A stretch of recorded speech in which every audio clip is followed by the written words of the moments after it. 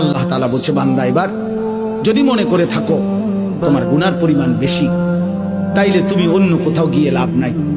আমি আল্লাহ তোমাকে আশ্বস্ত করতে চাই, গুনাহ যদি তোমার আসমান পরিমাণ হয়, গুনাহ যদি তোমার সমুদ্রের ফেনা পরিমাণ হয়, গুনাহ যদি তোমার হিমালয় পর্বত ছুঁয়ে যায়, গুনাহ যদি তোমার এই জমিনের বালুকণা পরিমাণও হয়, তুমি অন্যদিকে যাইও না।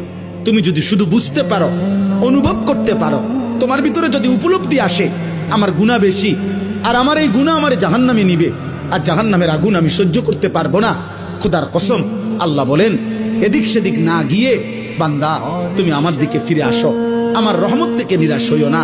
আমি ওয়াদা করলাম, আমি আল্লাহ এক সাগর নয়, আমি হাজার সাগর, এক পৃথিবী নয়, আমি আসমান ছোঁয়া গুনাহ একবারে একসাথে মাফ করে দেব। তুমি আমার কাছে আসো। আর জন্য ভাই বলো ভাই, তাহলে নামাজ কার জন্য? নবী কার জন্য কাঁদলেন?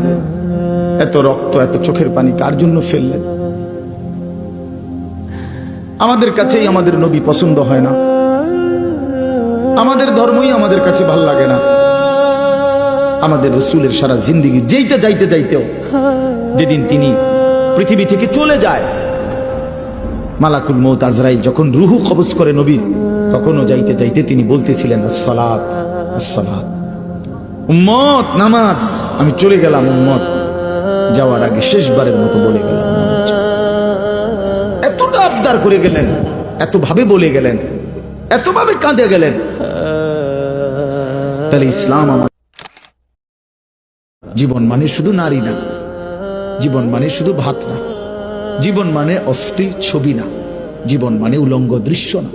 তুমি জানোয়ার না, তুমি মানুষ, তুমি মুসলমান। তুমি জানো না রে আব্বা, ইমানের নিয়ামত কত বড় নিয়ামত। খোদার কসম আব্বা, তুমি জানো না মুসলিম এই পরিচয়টুকু যে পাইছো, এটা ওই আসমানওয়ালার কত বড় ইহসান।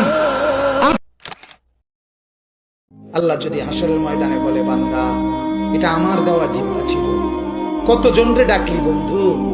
আল্লাহ যদি বলে, বান্দা আমার এই জবানে আমার নামটাকে আমি একবারও শোনার অধিকার ছিল না, আমার এই কপালটায় আজকের সারাদিনে আমি একটা সেজদাও পাওনা ছিলাম না, আমার এই কানটায় আমি আল্লাহকে একটা বারো আজানের আওয়াজটা শোনার হক আমি পাওনা ছিলাম না। কি বলবি যুবক?